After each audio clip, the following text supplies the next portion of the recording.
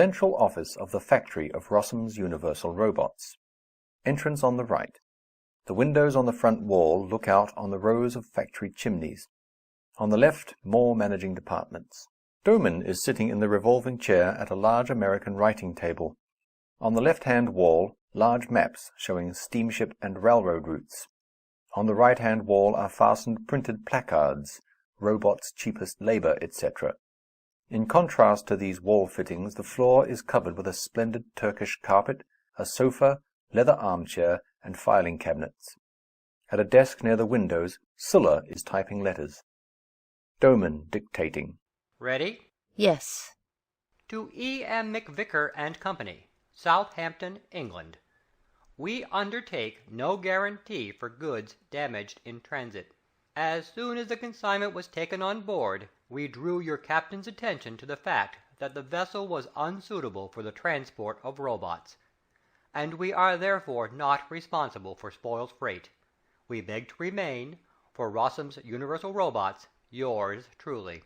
Sulla, who has sat motionless during dictation, now types rapidly for a few seconds, then stops, withdrawing the completed letter. Ready? Yes. Another letter. To the E. B. Hoyson Agency, New York, USA. We beg to acknowledge receipt of order for 5,000 robots. As you are sending your own vessel, please dispatch as cargo equal quantities of soft and hard coal for RUR, the same to be credited as part payment of the amount due to us. We beg to remain, for Rossum's Universal Robots, yours truly. Sulla repeats the rapid typing. Ready? Yes. Another letter. Friedrichswerk, Hamburg, Germany. We beg to acknowledge receipt of order for 15,000 robots. Telephone rings. Hello? This is the central office. Yes. Certainly. Well, send them a wire. Good. Hangs up telephone. Where did I leave off? We beg to acknowledge receipt of order for 15,000 robots. 15,000 R. 15,000 R. Enter Marius. Well, what is it? There's a lady, sir, asking to see you. A lady? Who is she? I don't know, sir. She brings this card of introduction. Doman reads the card. Ah, from President Glory. Ask her to come in. Please step this way. Enter Helena Glory, exit Marius. How do you do? How do you do? Standing up. What can I do for you? You are Mr. Doman, the general manager? I am. I have come. With President Glory's card. That is quite sufficient. President Glory is my father. I am Helena Glory. Miss Glory, this is such a great honor for us, to be allowed to welcome our great president's daughter, that you can't show me the door. Please sit down. Sulla, you may go. Exit Sulla, sitting down. How can I be of service to you, Miss Glory? I have come To have a look at our famous works, where people are manufactured, like all visitors. Well, there is no objection. I thought it was forbidden To enter the factory? Yes, of course. Everybody comes here with someone's visiting card, Miss Glory. And you show them... Only certain things. The manufacture of artificial people is a secret process. If only you knew how enormously that... Interests me? Europe's talking about nothing else. Why don't you let me finish speaking? I beg your pardon. Do you want to say something different? I only wanted to ask. Whether I could make a special exemption in your case and show you our factory? Why, certainly, Miss Glory. How do you know I wanted to say that? They all do. But we shall consider it a special honor to show you more than we do the rest. Thank you. But you must agree not to divulge the least... Helena, standing up and giving him her hand. My word of honor. Thank you. Why don't you raise your veil? Of course. You want to see whether I'm a spy or not. I beg your pardon. What is it? Would you mind releasing my hand? Doman releasing it. I beg your pardon. Helena raising her veil. How cautious you have to be here, don't you? Of course. Observing her with deep interest. That is... But what is it? What's the matter? I'm remarkably pleased.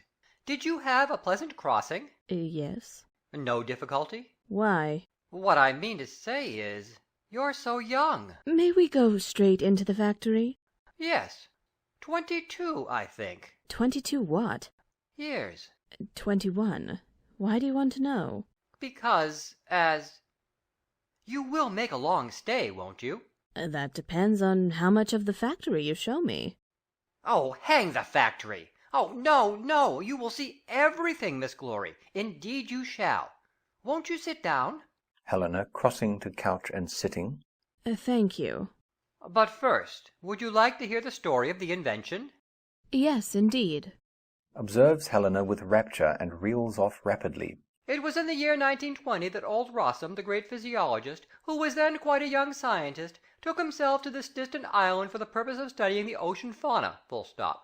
On this occasion he attempted by chemical synthesis to imitate the living matter known as protoplasm, until he suddenly discovered a substance which behaved exactly like living matter, although its chemical composition was different. That was in the year of 1932, exactly 440 years after the discovery of America. Whew! Do you know that by heart? Yes. You see, physiology is not in my line. Shall I go on? Yes, please. Well then, Miss Glory, old Rossum wrote the following among his chemical specimens. Nature has found only one method of organizing living matter. There is, however, another method, more simple, flexible, and rapid, which has not yet occurred to nature at all. This second process by which life can be developed was discovered by me today. Now imagine him, Miss Glory, writing those wonderful words over some colloidal mess that a dog wouldn't look at. Imagine him sitting over a test tube, and thinking how the whole tree of life would grow from it, how all animals would proceed from it, beginning with some sort of beetle, and ending with a man. A man of different substance from us, Miss Glory. That was a tremendous moment. Well? Now, the thing was, how to get the life out of the test tube, and hasten development, and form organs, bones, and nerves, and so on, and find such substances as catalytics, enzymes, hormones, and so forth, in short. You understand? Not much, I'm afraid. Never mind. You see, with the help of his tinctures, he could make whatever he wanted. He could have produced a Medusa with the brain of a Socrates, or a worm 50 yards long. But being without a grain of humor, he took it into his head to make a vertebrate, or perhaps a man. This artificial living matter of his had a raging thirst for life. It didn't mind being sewn or mixed together. That couldn't be done with natural albumen. And that's how he set about it. About what? About imitating nature. First of all, he tried making an artificial dog. That took him several years, and resulted in a sort of stunted calf, which died in a few days. I'll show it to you in the museum. And then old Rossum started on the manufacture of man. And I must divulge this to nobody? To nobody in the world. What a pity that it's to be found in all the school books of both Europe and America. Yes, but do you know what isn't in the school books? That old Rossum was mad. Seriously, Miss Glory, you must keep this to yourself. The old crank actually wanted to make people. But you do make people. Approximately, Miss Glory. But old Rossum meant it literally. He wanted to become a sort of scientific substitute for God. He was a fearful materialist, and that's why he did it all. His sole purpose was nothing more or less than to prove that God was no longer necessary. Do you know anything about anatomy? Very little. Neither do I. Well, he then decided to manufacture everything as in the human body. I'll show you in the museum the bungling attempt it took him 10 years to produce. It was to have been a man, but it lived for 3 days only. Then up came young Rossum, an engineer. He was a wonderful fellow, Miss Glory. When he saw what a mess of it the old man was making, he said, "It's absurd to spend 10 years making a man. If you can't make him quicker than nature, you might as well shut up shop." Then he set about learning anatomy for himself. There's nothing about that in the school books. No, the school books are full of paid advertisements and rubbish at that. What the school books say about the united efforts of the two great Rossums is all a fairy tale. They used to have dreadful rows. The old atheist hadn't the slightest conception of industrial matters, And the end of it was that young Rossum shut him up in some laboratory or other, and let him fritter the time away with his monstrosities, while he himself started on the business from an engineer's point of view. Old Rossum cursed him, and before he died he managed to botch up 2 physiological horrors. Then one day they found him dead in the laboratory, and that's his whole story. And what about the young man? Well, anyone who has looked into human anatomy will have seen at once that man is too complicated, and that a good engineer could make him more simply. So young Rossum began to overhaul anatomy, and tried to see what could be left out or simplified. In short, but isn't this boring you, Miss Glory? No, indeed, it's awfully interesting. So young Rossum said to himself, a man is something that feels happy, plays the piano, likes going for a walk, and in fact wants to do a whole lot of things that are really unnecessary. Oh. That are unnecessary when he wants, let us say, to weave or count. Do you play the piano? Yes. That's good. But a working machine must not play the piano, must not feel happy, must not do a whole lot of other things. A gasoline motor must not have tassels or ornaments, Miss Glory. And to manufacture artificial workers is the same thing as to manufacture gasoline motors. The process must be of the simplest, and the product of the best from a practical point of view. What sort of worker do you think is the best from a practical point of view? What? What sort of worker do you think is the best from a practical point of view? Perhaps the one who is most honest and hard-working. No, the one that is the cheapest. The one whose requirements are the smallest. Young Rossum invented a worker with the minimum amount of requirements. He had to simplify him. He rejected everything that did not contribute directly to the progress of work, everything that makes man more expensive. In fact, he rejected man and made the robot. My dear Miss Glory, the robots are not people. Mechanically, they are more perfect than we are. They have an enormously developed intelligence, but they have no soul. How do you know they've no soul? Have you ever seen what a robot looks like inside? No. Very neat, very simple. Really a beautiful piece of work. Not much in it, but everything in flawless order. The product of an engineer is technically at a higher pitch of perfection than a product of nature. But man is supposed to be the product of God. All the worse. God hasn't the least notion of modern engineering. Would you believe that young Rossum then proceeded to play at being God? How do you mean? He began to manufacture super robots. Regular giants they were. He tried to make them 12 feet tall. But you wouldn't believe what a failure they were. A failure? Yes. For no reason at all, their limbs used to keep snapping off. Evidently, our planet is too small for giants. Now we only make robots of normal size, and of a very high-class human finish. I saw the first robots at home. The town council bought them for... engaged them for work. Bought them, dear Miss Glory. Robots are bought and sold. These were employed as street sweepers. I saw them sweeping. They were so strange and quiet. Rossum's Universal Robot Factory doesn't produce a uniform brand of robots. We have robots of finer and coarser grades. The best will live about 20 years. He rings for Marius. Then they die? Yes, they get used up. Enter Marius. Marius, bring in samples of the manual labor robot. Exit Marius. I'll show you specimens of the 2 extremes.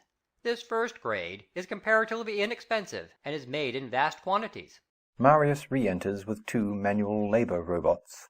There you are, as powerful as a small tractor, guaranteed to have average intelligence. That will do, Marius. Marius exits with robots. They make me feel so strange. Domin rings. Did you see my new typist? He rings for Sulla. I didn't notice her. Enter Sulla. Sulla, let Miss Glory see you. So pleased to meet you. You must find it terribly dull in this out-of-the-way spot, don't you? I don't know, Miss Glory. Where do you come from? From the factory. Oh, you were born there? I was made there. What? Domin, laughing. Sulla is a robot. Best grade. Oh, I beg your pardon. Sulla isn't angry. Feels the skin on Sulla's face. See, Miss Glory, the kind of skin we make? Oh, no, You wouldn't know that she's made of a different material from us, would you? Turn around, Sula. Oh, stop. Talk to Miss Glory, Sula. Please sit down. Helena sits. Did you have a pleasant crossing? Yes, certainly. Don't go back on the Amelia, Miss Glory. The barometer is falling steadily. Wait for the Pennsylvania. That's a good, powerful vessel. What's its speed? 20 knots. 50,000 tons. One of the latest vessels, Miss Glory. Thank you. A crew of 1,500. Captain Harpy, 8 boilers. That'll do, Sula. Now, show us your knowledge of French. You know French?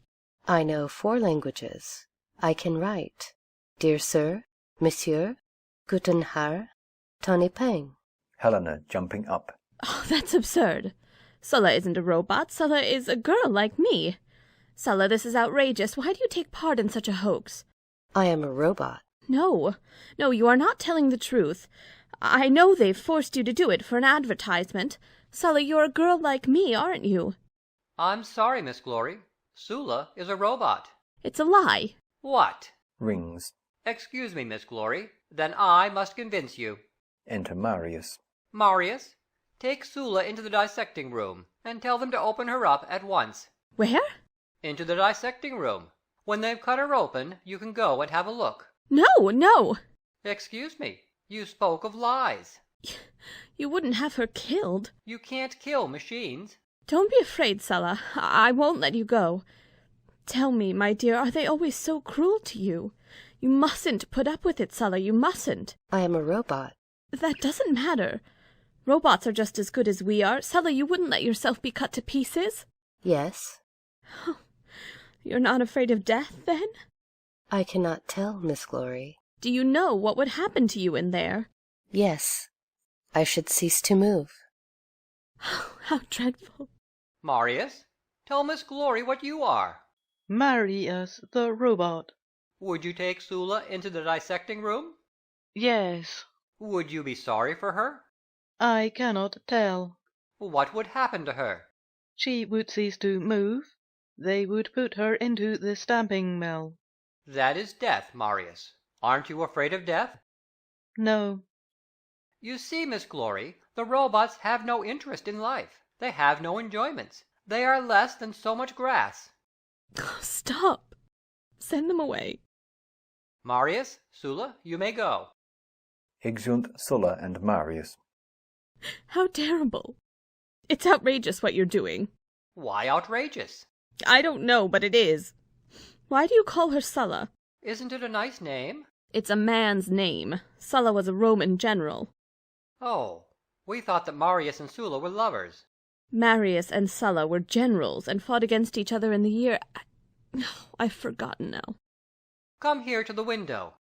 What? Come here. What do you see? Bricklayers. Robots. All our work people are robots. And down there, can you see anything? Some sort of office. A counting house. And in it? A lot of officials. Robots. All our officials are robots. And when you see the factory... Factory whistle blows. Noon. We have to blow the whistle because the robots don't know when to stop work. In 2 hours, I will show you the kneading trough. Kneading trough? The pestle for beating up the paste. In each one, we mix the ingredients for 1,000 robots at one operation. Then there are the vats for the preparation of liver, brains, and so on. Then you will see the bone factory. After that, I'll show you the spinning mill. Spinning mill? Yes, for weaving nerves and veins. Miles and miles of digestive tubes pass through it at a time. Mayn't we talk about something else? Perhaps it would be better. There's only a handful of us among 100,000 robots, and not one woman. We talk about nothing but the factory all day, every day. It's just as if we were under a curse, Miss Glory. I'm sorry I said that you were lying. A knock at the door. Come in. From the right enter Mr. Fabry, Dr. Gall, Dr. Hallemeyer, Mr. Elquist. I beg your pardon. I hope we don't intrude. Come in. Miss Glory, here are Elquist, Fabry, Gall, Hallemeyer. This is President Glory's daughter. How do you do? We had no idea. Highly honored, I'm sure. Welcome, Miss Glory. Busman rushes in from the right. Hello, what's up? Come in, Busman. This is Busman, Miss Glory. This is President Glory's daughter. By Jove, that's fine. Miss Glory, may we send a cablegram to the papers about your arrival? No, please don't. Sit down, please, Miss Glory. Allow me. Dragging up armchairs. Please. Excuse me. What sort of a crossing did you have? Are you going to stay long? What do you think of the factory, Miss Glory? Did you come over on the Amelia? Be quiet, and let Miss Glory speak. Helena to Doman. What am I to speak to them about? Anything you like. May I speak quite frankly? Why, of course. Tell me, doesn't it ever distress you the way you were treated? By whom, may I ask?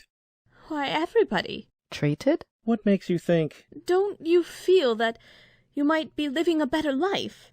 Well, that depends on what you mean, Miss Glory. I mean that it's perfectly outrageous. It's terrible. Standing up.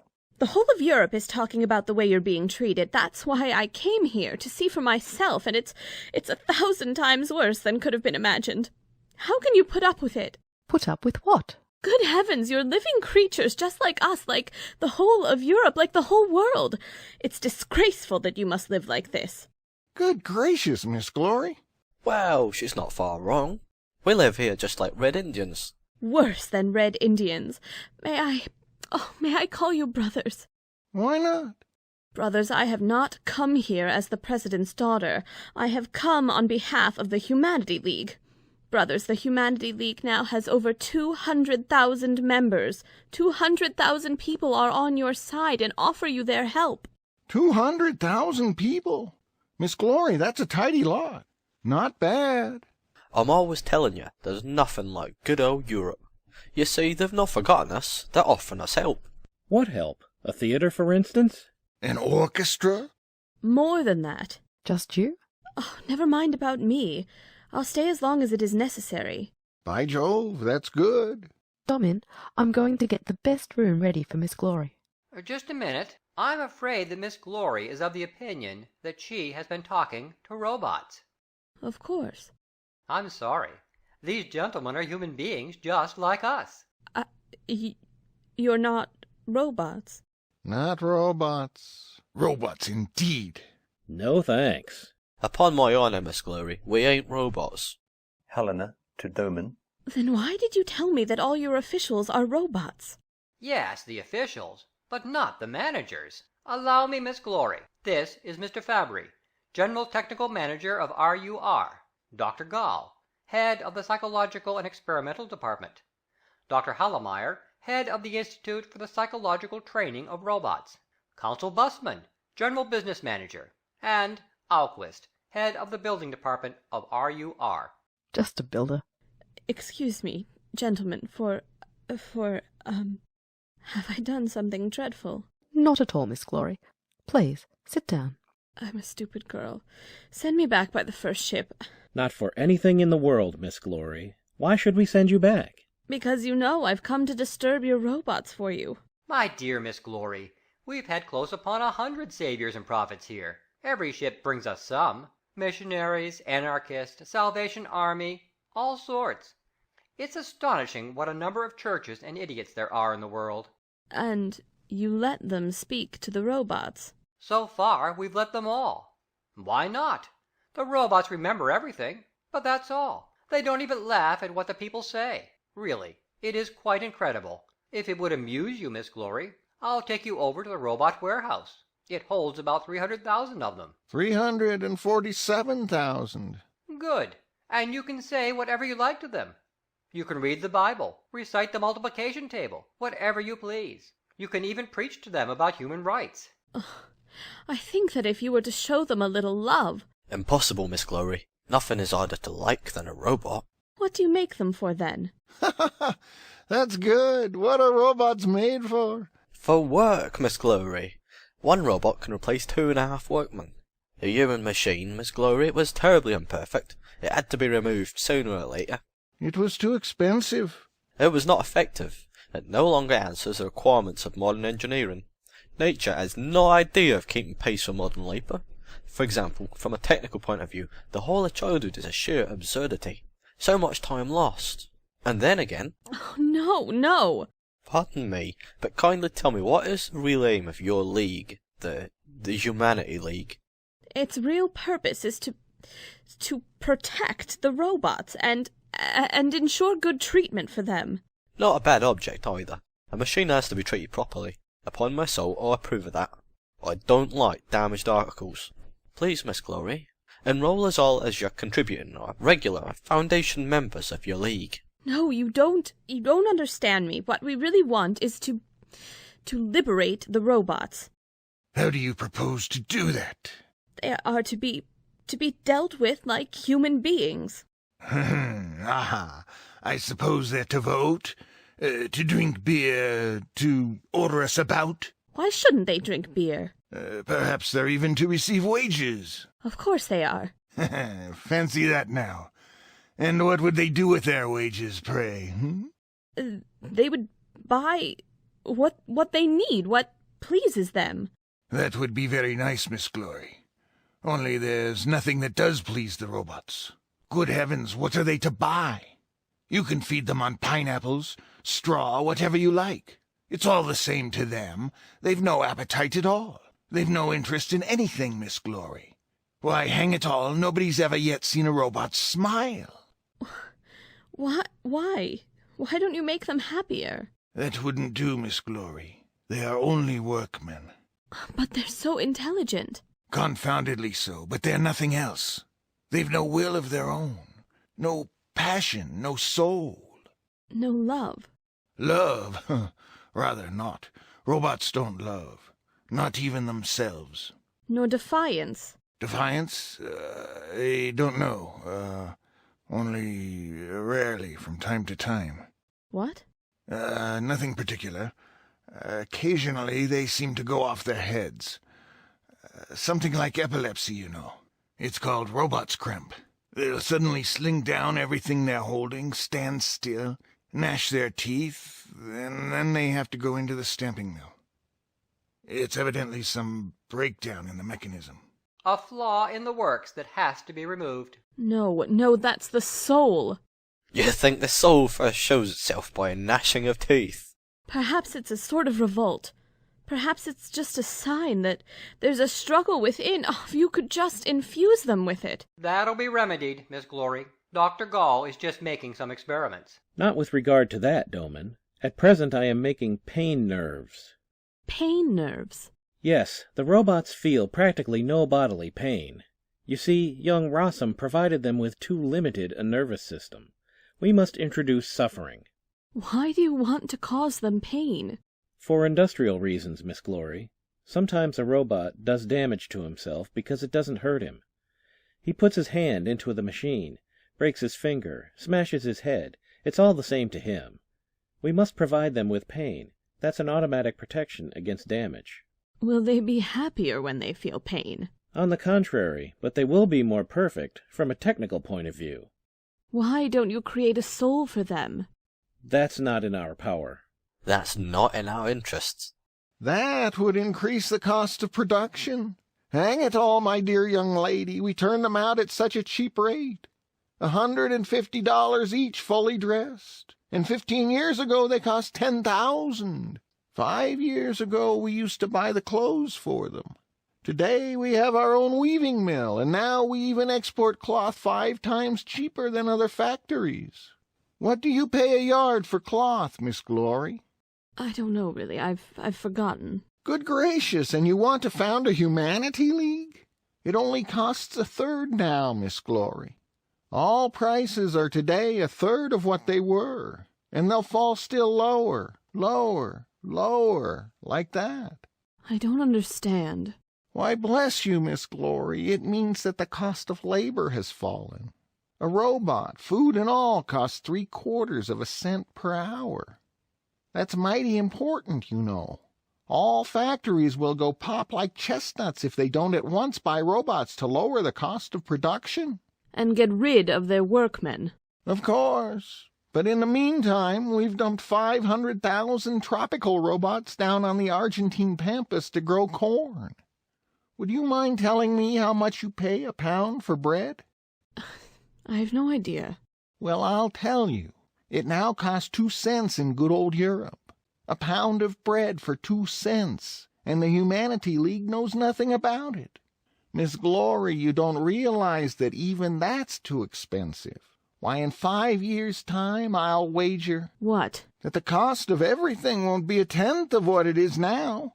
Why, in 5 years, we'll be up to our ears in corn and everything else. Yes, and all the workers throughout the world will be unemployed. Yes, Alquist, they will. Yes, Miss Glory, they will. But in 10 years, Rossum's Universal Robots will produce so much corn, so much cloth, so much everything, that things will be practically without price. There will be no poverty. All work will be done by living machines. Everybody will be free from worry and liberated from the degradation of labor. Everybody will live only to perfect himself. Will he? Of course. It's bound to happen. But then the servitude of man to man and the enslavement of man to matter will cease. Of course, terrible things may happen at first, but that simply can't be avoided. Nobody will get bread at the price of life and hatred. The robots will wash the feet of the beggar and prepare a bed for him in his house.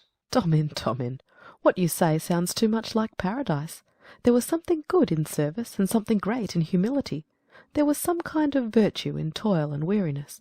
Perhaps, but we cannot reckon with what is lost when we start out to transform the world. Man will be free and supreme. He shall have no other aim, no other labor, no other care than to perfect himself. He shall serve neither matter nor man. He will not be a machine and a device for production. He will be Lord of creation. Amen. So be it. You have bewildered me. I should like to believe this, but... You are younger than we are, Miss Glory. You will live to see it. True. Don't you think Miss Glory might lunch with us? Of course, Doman. Ask on behalf of us all. Miss Glory, will you do us the honor? When you know why I've come... For the League of Humanity, Miss Glory. In that case, perhaps. That's fine. Miss Glory, excuse me for 5 minutes. Pardon me too, dear Miss Glory. I won't be long. We're all very glad you've come. We'll be back in exactly 5 minutes. All rush out except Doman and Helena. What have they all gone off for? To cook, Miss Glory. To cook what? Lunch. The robots do our cooking for us, and as they've no taste, it's not altogether... Hollomeyer's awfully good at grills, and Gall can make a kind of a sauce, and Bustman knows all about omelets. What a feast. And what's the specialty of Mr. your builder? Alquist? Nothing. He only lays the table. And Fabry will get together a little fruit. Our cuisine is very modest, Miss Glory. I wanted to ask you something. And I wanted to ask you something, too. Looking at watch. 5 minutes. What did you want to ask me? Excuse me. You asked first. Perhaps it's silly of me, but why do you manufacture female robots when... When sex means nothing to them? Yes. There's a certain demand for them, you see. Servants, saleswomen, stenographers. People are used to it. But tell me, are robots, male and female, mutually, completely without... Completely indifferent to each other, Miss Glory. There's no sign of any affection between them. Oh, that's terrible. Why? It's so unnatural. One doesn't know whether to be disgusted or to hate them, or perhaps... To pity them? That's more like it. What did you want to ask me about? I should like to ask you, Miss Helena, whether you would marry me. What? Will you be my wife? No, the idea! Doman, looking at his watch. Another 3 minutes. If you won't marry me, you'll have to marry one of the other 5. But why should I? Because they're all going to ask you in turn. How could they dare do such a thing? I'm very sorry, Miss Glory. It seems they've all fallen in love with you. Please, don't let them. I'll go away at once. Helena, you wouldn't be so cruel as to refuse us. But I can't marry all 6. No, but one anyhow. If you don't want me, marry Fabry. I won't. Dr. Gall? I don't want any of you. Doman again looking at his watch. Another 2 minutes. I think you'd marry any woman who came here. Plenty of them have come, Helena. Young. Yes? Why didn't you marry one of them? Because I didn't lose my head until today. Then, as soon as you lifted your veil. Helena turns her head away. Another minute. But I don't want you, I tell you. Doman laying both hands on her shoulders. 1 more minute. Now, you either have to look me straight in the eye and say no violently, and then I'll leave you alone, or... Helena looks at him. Helena turning away. You're mad. A man has to be a bit mad, Helena. It's the best thing about him. You're... Well? Don't, you're hurting me. The last chance, Helena. Now or never. But Harry... He embraces and kisses her. Knocking at the door. Doman releasing her. Come in. Enter busman, Dr. Gall, and Hellemeyer in kitchen aprons. Fabry with bouquet, and Elquist with napkin over his arm. Have you finished your job? Yes. So have we. For a moment the men stand nonplussed, but as soon as they realize what Doman means, they rush forward, congratulating Helena and Doman as the curtain falls. End of Act 1.